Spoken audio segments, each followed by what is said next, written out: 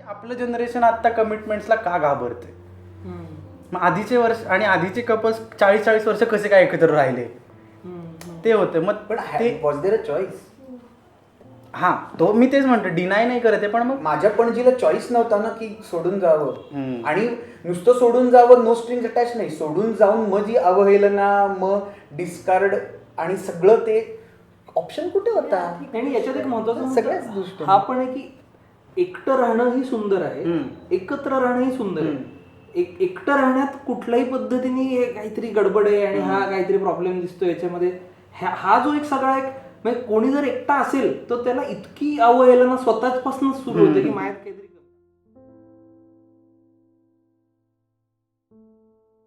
मला कुठेतरी आता तो म्हणला म्हणून वाटतं की लॅक ऑफ कम्युनिकेशन आणि ओव्हर थिंकिंग कडे, म्हणजे लॅक ऑफ कम्युनिकेशन आहे म्हणून ओव्हर थिंकिंग इंडिव्हिज्युअली खूप होतंय.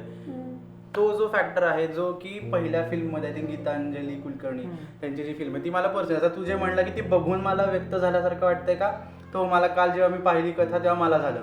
आणि 4 दिवस आधी माझ्यात आणि आईच्यात ते कम्युनिकेशन झालं की ब्रेकअप नाही झाला, पण आम्ही त्या विषयाबद्दल बोलत होतो की कसं आहे. आणि मी विचारत होतो की मी आईला कसं सांगू या गोष्टीबद्दल किंवा कसं कन्फ्युज करू या बाबतीत. आणि बेस्ट थिंग आहे की ती ऐकून घेते, आपल्याकडे ऐकणारे कमी आहेत, तो प्रॉब्लेम आहे. बोलणारे जर फक्त एक ऍड करतो छोटस, मैत्राच एकदा मध्ये म्हणत होती की ती विविध टीव्ही सिरियल्स बघत होती काही कारणामुळे, आणि त्या सगळ्या टीव्ही सिरियल मध्ये आपल्याला असं दिसतं की कोणी रडायला लागलं की समोरचा माणूस म्हणतो रडू नको. तर का नाही रडायचं, म्हणजे असं एक स्वाभाविक. तर म्हणजे आपल्या अनेक फिल्म्स मध्ये या मैत्रांनी सुद्धा लिहिताना आई पण शिवराज कॅरेक्टर त्याला म्हणते रड अर्जुनला, तर रडू नको, सारखं दाबून तुंबून अडकवून ठेवा, व्यक्त कोणी होऊ नका आणि मरा तसेच, कारण समाज आहे, कारण आजूबाजूचे आपले हित संबंध आहेत आणि आहे तसं तसं राहू दे, हे ठरलंय, हे ओके, असं असतं, असं जगायचं, असंच मरायचं. तर याच्यामध्ये प्रत्येक व्यक्तीची स्वायत्तता हा खूप एक महत्वाचा भाग मला वाटतो. मेंटल हेल्थ हे व्यक्तीशी निगडीत आहे आणि ते एका समाजात लोकेटेड आहे, पण ते व्यक्तीपाशी शेवटी त्याचे परिणाम त्या व्यक्तीवरच आपल्याला दिसतात. त्यामुळे या फिल्म या 6 लोकांच्या फिल्म्स आहेत, अवंतीची, अर्जुनची, साईनाथची, प्रियाची, अभियानूची. ही आपल्याला पात्र प्रातिनिधिक माणसं आहेत की समाजात घडते पण इंडिव्हिज्युअलच्या गोष्टी. मगाशी मी touching upon what you said किंवा what even Alok was saying की या फिल्ममध्ये अर्जुन आणि आईचा अमुक पातळीवर संवाद होतो. त्यात आई म्हणते की रड हवं तितकं रड. सो आलोक म्हणला तसं की हो व्यक्त.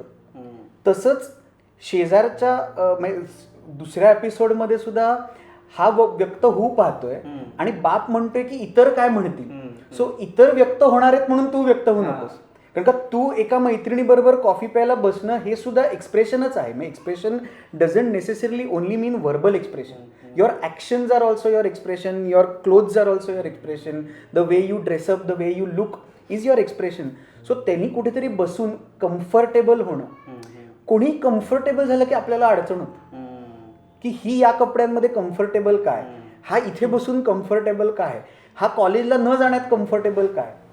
तर दॅट कम्फर्ट म्हणजे प्रत्येकजण आपली अलाइनमेंट शोधतच असतो ना. तर मला असं वाटतं की mental health is also like 2 पातळ्यांमधलं द्वंद्व आहे ते. एक तर हा म्हणला तसं की 6 लोकांची 7 लोकांची आपापली मेंटल हेल्थ, वैयक्तिक मेंटल हेल्थ, बट ती झुंज ही कायम सामाजिक मेंटल म्हणजे कलेक्टिव्ह मेंटल हेल्थ. महेशमध्ये वडील जेव्हा म्हणतात की काय लोक वाटते, लोक मीच पाहिलं म्हणून ठीक आहे, अजून कोणी बघितलं असतं तर, आणि उद्या सानू बसली तर तो म्हणतो बसू की सानूला, आणि लोक कधी बोलायचे थांबले. उद्या सानू मैत्रिणीबरोबर बसली तरी लोक बोलणार आणि मित्राबरोबर बसली तरी लोक बोलणार. मग आपण so why do we worry about people's tag ना. मला म्हणून तिचं आडलं की वडिलांना फक्त ते गर्लफ्रेंड बॉयफ्रेंड नको होते असं कुठेतरी ते वाटत होतं, म्हणून तो अवती मैत्रिणी फक्त अजून 4 मैत्रिणी आहेत. ते कुठेतरी आपण त्या टॅगलाच घाबरतोय. आणि टॅगचं कसं होतं की म्हणलं की हा वेडा आहे तो, तिथं मग तो टॅग लागल्यासारखं तो स्वतः पण आधी घाबरतो, आयला मी वेडा आहे की काय. म्हणजे चांगल्या पद्धतीने सांगण्यापेक्षा आपण टॅग्सला किंवा नात्यांना पण टॅग द्यायला हल्ली लोक घाबरतात. मी पाहिले एक चर्चा होते की नको आपण गर्लफ्रेंड बॉयफ्रेंड नको म्हणायला, लिव्ह इन मध्ये राहतो तर पार्टनर्स म्हणून राहतो. ते टॅग्सला लोक एक घाबरतात. आता तू दुसऱ्या फिल्मचा काढलास महेशचा विषय, तर त्यातला मला शेवटचा सीन की कॉमेंट्री जी काय यूज केली आहे तुम्ही मेटाफर म्हणून किंवा जे काय असेल. आणि हा एक क्रिकेटचा म्हणजे जहरी फॅन आणि ती 660 होती कॉमेंट्री फ्लिंटॉफ आणि त्याची वादावादी झालेली. तू पण दिसतोस म्हणजे हा, म्हणजे खरा serious- तुला हे serious एवढं fan कळलं आहे दिसतोय. म्हणजे 6 माहिती पाहिजेत. अगं त्याच्यात इथे जे 3 लोक बसलेत ना 1, 2 आणि 3 काही आमचा तिघांचा पूर्ण काही ढ आहेत cricket- त्या पण बाबतीत. अनुपम आम्हाला सगळ्यांनाच सरपास करतो, म्हणजे आमच्या सगळ्यांच्या वाटचं तो बघतो त्यामुळे म्हणजे त्याच्यावर एकतर ऍक्च्युली साऊंड करत असताना माझी आणि पियुष शहानी साऊंड डिझायनिंग केले, त्याची चर्चा झाली की काय करावं. तर मग फुटबॉल, तर जो आम्ही मुलगा दाखवलाय तो फुटबॉल बघत असेल असा नाही, पण तो क्रिकेट नक्की बघत असेल. आणि क्रिकेट हा कसं आहे की क्रिकेट ऑलमोस्ट आधार कार्ड आहे भारतात. क्रिकेट धर्म almost. आहे आपला, तुम्ही का बघत नाही? म्हणजे बघतो आम्हाला एवढं त्यातलं ज्ञान म्हणजे नाहीये. जसं घरात याची हिंगाची डबी आणि मीठ असतं तसं प्रत्येक घरात क्रिकेटची मॅच चालू असते आणि ती नाही, असते प्रत्येक घरात क्रिकेटची match. So cricket is such a big resonance for everybody. It's such a big tool for everybody. आणि it is also again even that is expression की बापानी लावलेला कुठला तरी चॅनल बदलून मी वडिलांनी लावलेला चॅनल बदलून माझी मॅच लावली आणि ती सुद्धा मॅच आत्ताची नाही, ती जुनी. मी हायलाइट्स बघीन पण मी तुमचा चॅनल बदलला, आणून द्या चहा मला जागेवर. So it is also a very passive aggressive symbolic gesture की मी बसणार आहे, मी मॅच लावणार आहे, तुम्ही आता मी लावलंय ते बघा. आणि ते कॉन्व्हर्सेशन आणि ते बॅटर झालंय त्या दोघांच्या आणि आता ते येऊन ते बसले. आणि युवराजनी आता हे केलं तर युवराज जिंकेल का असं.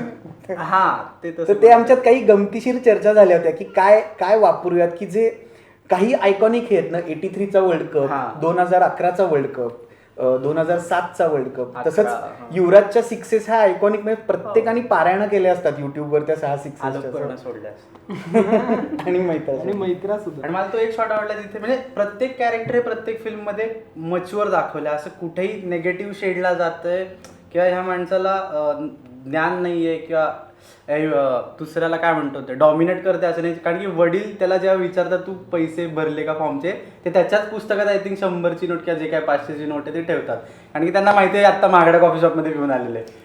सो ते कुठेही कॅरेक्टर असं हे दाखवलेलं नाही नेगेटिव्ह शेडला किंवा एम्पॉवर करते दुसऱ्याच्या ह्याला. तिसरी कथा तुझी आहे ती तू डिरेक्ट केलेली आहेस. मला त्यातली मेजर जी गोष्ट आवडलेली आहे की सिनेमॅटोग्राफी आणि कलर स्कीम स्पेसिफिकली त्यातली. तर आणि चौथी फिल्म आता तिकडे जाताना मला एक हे करायचं की तो विषय एक्सपेक्टेड होता कुठेतरी या कथेत येणार. मग त्याच्यानंतर मी कमेंट सेक्शन मध्ये गेलो, तिथल्या एकही कमेंट निगेटिव्ह नाही. पहिली तर गोष्ट म्हणजे हरामखोर कंटेंट क्रिएटर्स आधी त्यासाठी जातात बघायला आमच्यासारखे की काहीतरी मिळतंय का, लोक बघू मग आपण विचारू तुमचं आहे. पण एकही नाही. आणि लोकांचं मत आहे की 6वर थांबू नका. म्हणजे आमची आता खूप इच्छा आहे की 6वर थांबू नये. आणि मेजरली आलोक जसं सुरुवातीला म्हणला ते उत्तर देत नाहीये, ते एक तर विचार करायला भाग पाडतंय की असे शांत कुठेतरी वाटतं की हे झालेलं आहे पण मला माहिती नव्हतं असं झालेलं आहे किंवा मी आता बोललं पाहिजे. तर अजून असे कुठले विषय तुम्हाला वाटतात की आपण हायलाईट केले पाहिजे? I think there are multiple problems. म्हणजे प्रत्येक व्यक्तीला इथे जरी घेऊन बसलं ना तरी तो एक वेगवेगळा त्याचा प्रॉब्लेम सांगेल. किंवा मी 6-7 महिने आत्ता जॉब लागायच्या आधी मला एकटेपणात बरं वाटत होतं. म्हणजे माझी आजी 2 बिल्डिंग सोडून राहायची पण मी नाही जायचो, मला नको वाटायचं. पण माझी फक्त एक मैत्रीण आली आणि ती मला म्हणली तू बाहेर का पडत नाहीये, शुभम तुझे अकेले रहने में मजा आने लगा. ते वाक्य मला इतकं हिट झालं आणि मला असं होतं की नाही मी नॉर्मलच आहे, मला असं काही नाही की मला मजा वगैरे येते, पण ते असं कुठेतरी होऊन गेलेलं की मला त्यातच कम्फर्टेबल वाटायला लागलेलं. मग तिथे मला ते हिट झालं आणि मला असं वाटलं की नाही आपण आयसोलेट होत चाललोय. त्या तो शब्द मला वाटतं तू नॉर्मल हा शब्द आता वापरला असावर गंमतशीर आहे, कारण का आपण जे करतोय ते नॉर्मल नाही असं कोणीतरी ठरवून ठेवलेलं आहे. आणि आपण सारखं कुठल्या तरी आयडियाशी, जसं हा म्हणला की हे म्हणजे परंपरा आतापर्यंत, तसं कुठल्या तरी आतापर्यंतच्या चालत आलेल्या गोष्टीशी आपण संलग्न आहोत का किंवा आपण कॉन्फॉर्म होतोय का याच्यावरनं आपली नॉर्मल्सी ठरवतो. आता एकटेपणामध्ये सुख मिळणं हे का नॉर्मल असू नॉर्मल का असू नये, पण बाहेर जाणं, संध्याकाळी कट्ट्यावर जाणं, लोकांबरोबर कॉफी प्यायला जाणं, गप्पा मारणं, एकत्र पिक्चर बघणं हे नॉर्मल असं कोणीतरी सांगितलेलं म्हणून आपल्यासाठी नॉर्मल असू शकतो. एखादी व्यक्ती इंट्रोवर्ट असू शकते आणि ती व्यक्ती अगदीच असू शकते की नाही मी एक वर्षभर फारसं बाहेर पडत नव्हतं आणि मला मजा येत होती. आय फेल्ट एक्स्ट्रीमली रिलीव्ड आणि डिस्ट्रेस्ड. पण आपल्या माणसाचा कुठेतरी स्वभाव आहे ना का व्हॅलिडेशन शिवाय आपल्याला जगवत नाही. ते मला असं एक तू आत्ता म्हणलास ते कमेंट सेक्शनमध्ये सुद्धा त्याच्याविषयी लोक पण पॉझिटिव्ह त्या हो. अर्थाने म्हणजे तू म्हणतोस नेगेटिव्ह पॉझिटिव्ह कमेंट्सच्या अर्थाने नाही. एक या एस्पेशली या शेवटच्या गोष्टीतनं असं प्रतीत होण्याची शक्यता की या आपल्या प्रश्नांचं जे एजन्सी आहे ती आपल्याकडे आहे. कदाचित उत्तर मला मिळेल का नाही मला माहिती नाही, माझा प्रश्न सुटेल का नाही माहिती नाही, पण निदान मी त्या प्रश्नाला भिडू शकण्याची माझ्याकडे ताकद आहे. म्हणजे ती अवंती जी आहे तिला हे रिअलाइज होतं की हे लग्न करायचं का नाही ही हा माझा निर्णय आहे आणि ती ताकद म्हणजे तो निर्णय घ्यायची ताकदही माझ्याकडे आहे. सो या सर्व फिल्म्समध्ये आपण अशा वेगवेगळ्या एजन्सीज विषयी बोलतोय. मग कधी कधी आई त्याच्याविषयी आपल्याला त्याच्यातनं एक सहज ती म्हणून जाते की तू मला मदत कर, मी तुला मदत करते, आपण एकत्र ह्याच्यातनं मार्ग काढूयात. हे महेश आणि त्याच्या वडिलांच्या फिल्ममध्ये तो म्हणतो की बाबा काय प्रॉब्लेम आहे, एवढं तुम्हाला समाजाची भीती वाटते, म्हणजे नेमकं काय कशाची भीती वाटते. या मेसच्या फिल्ममध्ये त्या काकू ज्या आहेत त्या खूप सहज त्यांच्या अनुभवातनं काहीतरी असं सांगून जातात. त्या म्हणतात की तुझं स्वातंत्र्य तुझंच आहे, त्याची जबाबदारी तुझी आहे, तुझं स्वातंत्र्य म्हणजे तुला कुणाच्या बापानी स्वातंत्र्य दिलं ते तुझंच आहे. सो या अशा ज्या गोष्टी आहेत तर त्या म्हणजे आता तू मगाशी म्हणत होतास तसं गावात सुद्धा कदाचित इतकी अशी साधी माणसं असतात की जाता जाता तुला आयुष्याबद्दल अशी काहीतरी मूल्य देऊन जातात जी तुला तुझ्या पायांवर उभं करायला मदत करते. आणि नॉट नेसेसरी ते प्रत्येकाला सायकॅट्रिस्टच पाहिजे किंवा डॉक्टरच पाहिजे. तुझं कदाचित तू ती स्वतःच व्यक्ती असू शकशील की जी तुला त्याच्यातनं बाहेर यायला मदत करू शकेल किंवा आपल्या आसपासचा अशी कुठलीही एजन्सी आपण त्याला म्हणू शकतो असू शकेल. आणि मला असं वाटतं ते लोकांना रिलेट होतं आहे की माझ्या प्रश्नांची उत्तरं शोधायची आणि माझे प्रश्न आयडेंटिफाय करायची सुद्धा एजन्सी माझ्या हातात आहे, जे खूप महत्त्वाचं आहे. आणि हमीद दादा सुद्धा या पद्धतीचं काम करतो की तो काउन्सिलर्सकडे तुम्ही जा, सगळ्यांना सायकॅट्रिस्टची आता आपल्याकडे म्हणजे ऑलमोस्ट 1,00,000 लोकांच्या मागे जर 5 सायकोलॉजिस्ट असतील तर कसं हे होणार गणित. तर तुमच्या कम्युनिटीमध्येच तुम्ही त्याला मानसमित्र नावाची तो हे देतो की आपणच एकमेकांचे मानसमित्र बनूयात. जेव्हा की अडचणीचा काळ येईल, ताण येईल, एखाद्या गोष्टीला आपल्याला भेदायचं आहे असं वाटतं आपण एकमेकांचे मानसमित्र होऊयात. आणि त्या अर्थाने ही फिल्म ही त्या वेगवेगळ्या मानसमित्रांची आहे. आणि जेव्हा आपण मानसिक आजारांविषयी बोलतो तेव्हा नक्कीच औषधं घेणं, त्याच्यातला स्टिग्मा दूर करणं. हो, जसं मला पाहायला लागलं की मी पेनकिलर घेते तसं मला नाही बरं वाटत आहे तर मी त्याच्यासाठीची लागणारे जे औषधं ते घेण्यात सुद्धा काही वाईट नाही आहे. सो मानसिक आरोग्याची काळजी घेत असताना मानसिक आजारांविषयीही आपण बोलायला सुरुवात करतोय. पण सगळ्यात महत्त्वाचं हे की ही एजन्सी कदाचित आपल्या स्वतःकडेच असू शकते आणि ते that is very powerful. Understanding that I am the काय म्हणता येईल की मी माझं स्वतःचं आयुष्य ड्राईव्ह करू शकते. ही खूप मला बळ देणारी गोष्ट. परण्याच्या बोलण्यात काय वाटलं या सिरीजमधून किंवा इन जनरल काय वाटतं म्हणजे बेसिकली सिरीज बघताना की हा प्रश्न आहे, हाला मी प्रश्न म्हणू शकतो हे जास्त जाणवतंय की बाबा मी ह्याला क्वेश्चन म्हणू शकतो आपण, ते जास्त हायलाईट इथं होते आणि ते जास्त गरजेचं आहे की बाबा मी ही गोष्ट विचारू शकतो. म्हणजे नात्यातलं एकाने वरचढ असणं आणि दुसऱ्याला डॉमिनेट करायला बघणं हा त्या अर्थाने सिझोफ्रेनियासारखा मानसिक आजार नाही आहे, पण ही समाजाच्या दृष्टीने एक महत्त्वाची मानसिक आरोग्य नीट राहावं याच्यासाठीची महत्त्वाची गोष्ट आहे जी अड्रेस करणं गरजेचं आहे. की नात्यातली समानता नावाची जी गोष्ट आहे ही मानसिक आरोग्याशीच निगडीत गोष्ट आहे. त्यामुळे त्या अर्थाने आम्ही जसं म्हणतो तसं हे आयसोलेशनमध्ये आपल्याला नाही बघता येणार. म्हणजे समाजाचे प्रश्न, जाती धर्माचा प्रश्न, बायनरी नॉन बायनरी असणं हे सगळे इंटरकनेक्टेड प्रश्न आहेत असं वाटतं. त्यामुळे प्रश्न आपल्याला आहेतच म्हणजे पण ते कळत नाही ना की हा प्रश्न असू शकतो हेच कळत नाही आपल्याला. मला धसका म्हणजे कुठेतरी पुरुष आहे, इगो, वेगवेगळ्या गोष्टी आहेत. जेव्हा ते शेवटची अंजली ना शेवटची अवंती सॉरी तिची कथा ती जेव्हा ती विचारते त्याला आपण एकमेकाला ओळखतो का, मला असं वाटलं की ही वेळ आहे का हा प्रश्न करायची. 2 मिनिटं झालं मला म्हणजे असं झालं. म्हणजे माझा उद्दिष्ट वेगळा नव्हता काय वेगळा, पण ही वेळ नाही आता मला असं झालं हा प्रश्न करणं मूड जातो असं ते झालं होतं मला पण त्या पॉइंटला. आणि या बाबतीत खूपदा असं होतं रिलेशनशिप्स मध्ये हल्ली की मग त्यामुळे कुठेतरी तो असं वाटतं की आपण इतकं ओपन अप करून ठेवले की मग आधी बरं होतं असं वाटतं काय काय तो एक विचार पण कधीतरी आधी येऊन जातो. कोणासाठी बरं होतं? नाही नाही आता जे मी हा प्रश्न असा कुत्सितपणे नाही, नाही, विचारत नाही. मी का म्हणतो मी माहितीये का? guilty आहे, मी तेच म्हणतो कारण का काही आधी गोष्टींचं काय आपण- होतं हे आपल्याला का माहितीये? हम्म. इतिहासकारांमुळे माहिती. हो. आणि इतिहासकार कोण होते? सगळे पुरुष होते. हम्म. हा. पुरुषांनी लिहिलेल्या गोष्टी आहेत, पुरुषांनी लिहिलेली नरेटिव्ह आहेत, पुरुषांनी लिहिलेली कथानक आहेत आणि सगळं छानच होतं. जाऊन सुरत जिंकून आलो, पेशावर पर्यंत राज्य नेलं, इथे ही संस्था चालू केली, तिथे हे केलं, पैलवान पाठवले, हे सगळ्या गोष्टी होत्या. बायकांना कोणीच कधीच विचारलं नाही बरं चाललं होतं का. माझ्या खापर पणजीला विचारलं होतं बरं चाललं होतं का, ती म्हणेल नाही I rather live in today's time where I can wear a trouser and walk out to the grocery store or go out for a party with 2 of my female friends, right? So we only think it was better because of the narratives fed to us. True. And which are extremely convenient and extremely problematic also because we haven't given representation to everybody. We haven't written the histories of everybody. म्हणजे शोषित लोकांना कधीच विचारलं नव्हतं ना बरं आहे का. आहेरे स्तरातल्या लोकांनी कसं छान होतं ना आणि आजी कशी लाडू वळून ठेवायची उन्हाळ्यात, पण अहो तुमचा इथनं सकाळी कचरा कोण साफ करून न्यायचा हा इतिहास नाही ना लिहिलेला. So we have always heard the narratives of the oppressors, never the oppressed.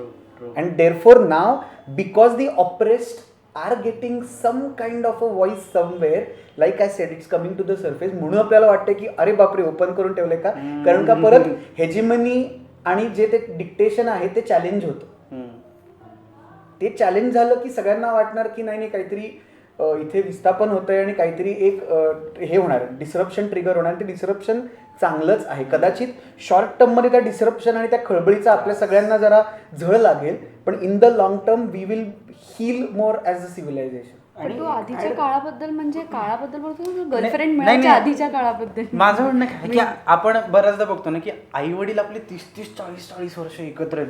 आता नात्यात आल्यावर असं होतं की लग्नानंतर बोलू आपण. पहिलं की ऐक ना लग्नाचं नंतर बोलूयात. मग पुढच्याला असं वाटतं बाई तू राहणार आहेस ना बाई 4 वर्ष ऍटलिस्ट राहशील ना आयुष्यभर, कारण की मी लॉंग टर्मचं बघतोय. मग अशी काही वाक्य आली की पुढच्याला भीती वाटते. मग ते येते की आपलं जनरेशन आता कमिटमेंट्सला का घाबरते. मग आधीचे वर्ष आणि आधीचे कपल्स 40-40 वर्ष कसे काय एकत्र राहिले ते होते. मग पण ते वॉज देअर अ चॉईस. हा तो मी तेच म्हणतो डिनाय नाही करत आहे, पण मग माझ्या पणजीला चॉईस नव्हता ना की सोडून जावं. आणि नुसतं सोडून जावं, नो स्ट्रिंग्स अटॅच नाही, सोडून जाऊन मग जी अवहेलना, मग डिस्कार्ड आणि सगळं ते ऑप्शन कुठे होता. आणि याच्यात एक महत्वाचं सगळ्याच गोष्टी हा पण आहे की एकटं राहणं ही सुंदर आहे, एकत्र राहणं ही सुंदर आहे. एकटं राहण्यात कुठल्याही पद्धतीने काहीतरी गडबड आहे आणि हा काहीतरी प्रॉब्लेम दिसतो याच्यामध्ये. हा जो एक सगळा एक म्हणजे कोणी जर एकटा असेल तर त्याला इतकी अवहेलना स्वतःच पासूनच सुरू होते की माझ्यात काहीतरी कमी. सगळे आयुष्यभर सगळे इन्स्टावर फोटो टाकतात एकत्र, सगळ्यांना 31 डिसेंबरला कोणाबरोबर पार्टी करायची माहितीये, मलाच माहित नाही. इथून ते सगळं. तर तो एकटा असणे सुंदर आहे, एकत्र असणे सुंदर आहे, ज्यांनी त्यांनी आपल्या व्यक्ततेनुसार चॉईसेस करावेत. हा एक महत्वाचा भाग आहे याच्यामध्ये. आणि दुसरं मला एक हे पण वाटतं की ती जी फिल्म आहे त्या फिल्ममध्ये तो जो जयदीप नावाचा माणूस आहे तो व्हिलन नाही आहे त्या गोष्टीत. म्हणजे तो काही एक वाईट जयदीप असं नाहीये. ते एका अर्थाने अख्ख्या पुरुष प्रधान व्यवस्थेचं प्रतीक आहे. आणि पुरुष प्रधान व्यवस्थेचं प्रतीक हे फक्त पुरुष नसतात, बायकाही असतात. सगळे मिळून आपण एक पुरुष प्रधान संस्थेला खतपाणी घालतो आहोत अनेक वर्ष. त्यामुळे शेवटी तू तिथे अख्ख्या त्या शहराच्या बॅकड्रॉपवर विचार करत बसलेला असणं, हा विचार मीच करायला पाहिजे, पर्णनी करायला पाहिजे, मैत्रांनी करायला पाहिजे, अनुपमनी करायला पाहिजे, तू करायला पाहिजे. तो जयदीप म्हणजे एक वाईट पुरुष असा तो नसून आपण सगळे आहोत जे एका अर्थाने कुठेतरी असं असतं असं म्हणणारी सगळीच आपण जमात आहोत. आणि त्याच्या अर्थाने तो तसं तो इंटेन्शनली तिच्याबद्दल असं बोलतो ते त्याच्याकडनं होऊन जातं. पण हे होऊन जाण्याला एक अख्खा इतिहास जोडला गेलेला आहे आणि त्याला क्वेश्चन करायची गरज आहे. एवढंच एका अर्थाने पुरुषांना कम्फर्टेबल असणारच आहे का असं. आणि मग त्याच्यामुळे आपण म्हणणारच की ओकेच चाललंय की. पण जसे जसे सगळ्यांना स्वतःची व्यक्तता सापडत जाईल तसं कदाचित जग वेगळं दिसायला लागेल, ज्याची आपल्याला सवयच नाहीये. तर आत्ता ती व्यक्तता कुठेतरी सुरू झाली आणि ती होणं खूप महत्वाचं.